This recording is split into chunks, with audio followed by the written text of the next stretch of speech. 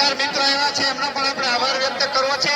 કાજાબેન સુવા BS9 જેમને જગદીશ મહેતા પણ હમણાં યાદ કરતા હતા. તાલીઓથી વધાવો.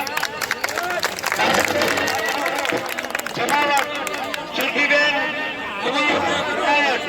નિકીબેન મંડળ નીરભાઈ ચેનલ જોશાબેન આહીરની વ્યક્તિગત ચેનલ છે. દક્ષાબેન ક્યાડા આ બધા પત્રકાર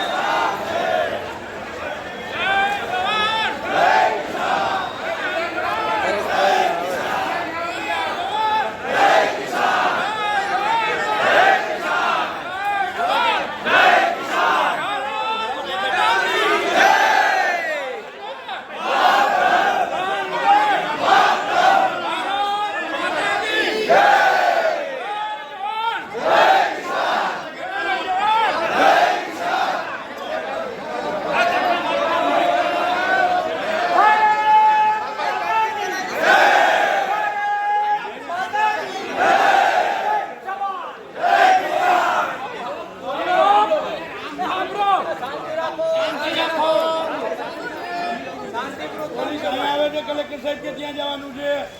આવ શાંતિ રાખો. એક મિનિટ આયો ઉભો રહ્યો. આ ઉભો રહ્યો.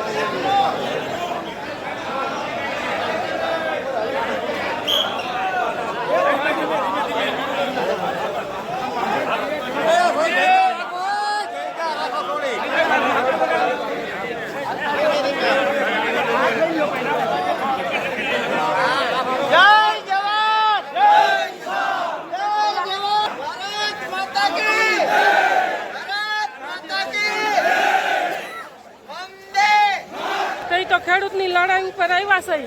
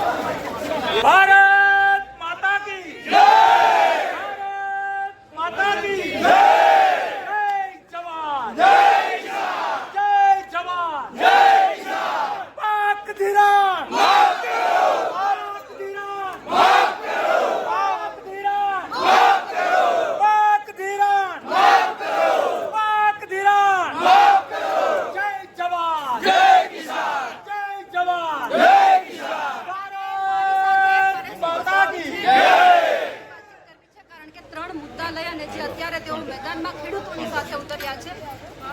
સૌથી પહેલા તો 3 મુદ્દા બરાબર છે. હવે 2019 ની તમે વાત કરી. હજુ ઘણા બધા ખેડૂતો એવા છે કે જેમના ખાતામાં હવે સરકાર અહીંયાથી નહીં સાંભળે.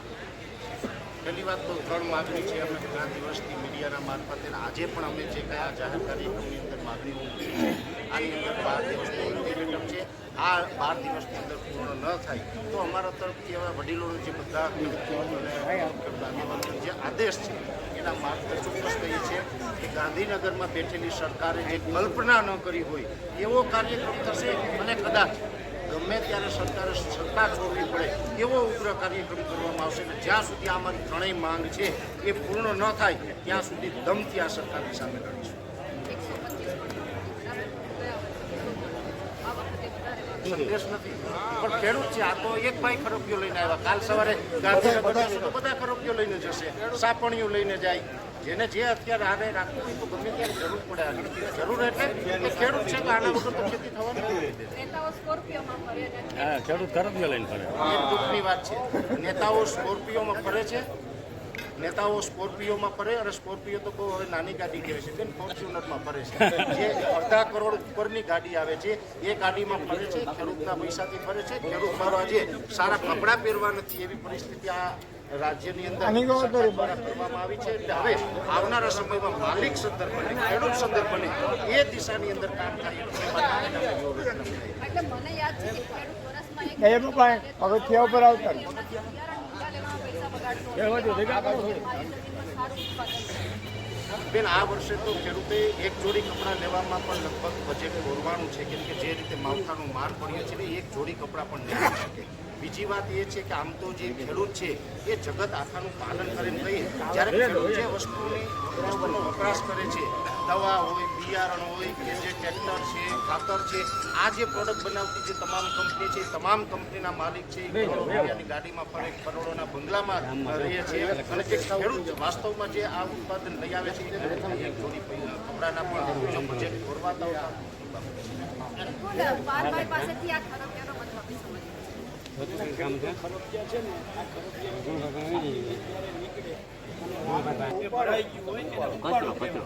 બરાબર છે. એટલે એ ધામણ પૂરી થઈ ને ત્યારે એ ખેડૂત છે એ હાથીને એક છેડેથી ઊંચું કરી અને આમ કરીને ખરપીઓ મારે ને એટલે બધો ઉપાડો છે ને ઉપાડો કાઢવા લેવા છે કે ખરપિયાથી તમારો ઉપાડો કાઢી નાખે.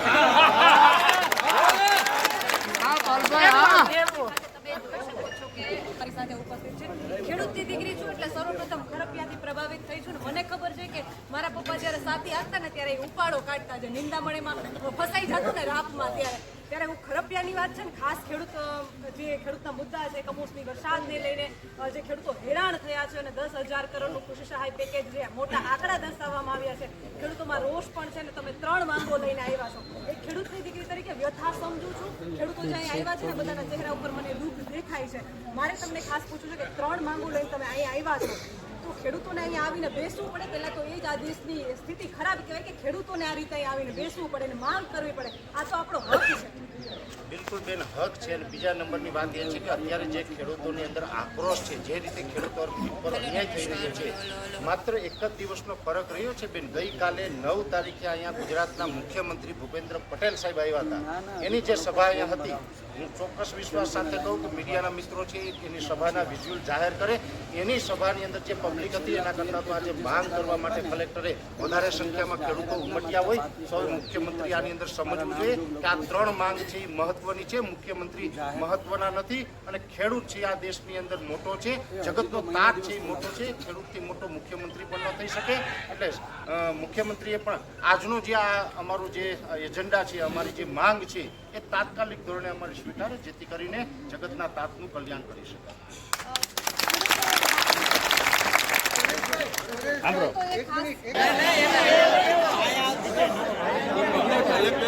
કોઈ ધાવન નથી. સવારના 5 વાગે તો અહીંયા બેઠું રહેવું છે. 100% આપણે હું કામ બેઠું રહેવું છે એનું કારણ છે જો આપણે કલેક્ટર સાહેબ કહીએ છીએ બરાબર છે પણ કલેક્ટરમાંથી સેવક કહેવાનું ચાલુ કરવું ના પડે. બરાબર છે. જ્યારે માલિક અહીંયા આવ્યો હોય બરાબર છે અને એમ કે એની ઓફિસની શક્ય હમાવાની શક્યતા કેટલી? 35 જણા, 40 જણા, 50 જણા. આ 5000 જણાને શું ખબર પડે કે 50 અંદર હું વાત કરી? સાહેબ અહીં આવવા જોઈએ બસ. અમે કહીએ છીએ અમારો હઠ નથી, જીદ નથી, આગ્રહ નથી. 1 કલાક પહેલા અમે કહ્યું છે કે કલેક્ટર, ડેપ્યુટી કલેક્ટર કે અધિક કલેક્ટર 3 માંથી કોઈ એક આવે. અમે એમ નથી કહેતા કલેક્ટર એક જ આવે. કદાચ એને મીટિંગ ચાલતી હોય, અમને ખબર પડે છે, અમે ભણેલા ગણેલા છે. તો અમારો આગ્રહ નથી કલેક્ટર પોતે લેવા આવે. કલેક્ટર ના આવી શકે તો અધિક કલેક્ટર આવે, અધિક કલેક્ટર ના આવે તો ડેપ્યુટી કલેક્ટર આવે, પણ એનો પટ્ટાવાળો આવીને અહીંયા આવેદન લેવા આવે એ ના પોહાય. એક મિનિટ,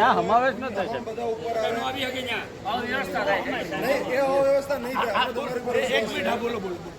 તમામ આવે, જેને આવવું હોય ને આવે, કોઈ પ્રશ્ન નથી. અમને તમારી ઉપર વિશ્વાસ છે કે તમે કાયદો વ્યવસ્થાનો ભંગ નહીં કરો.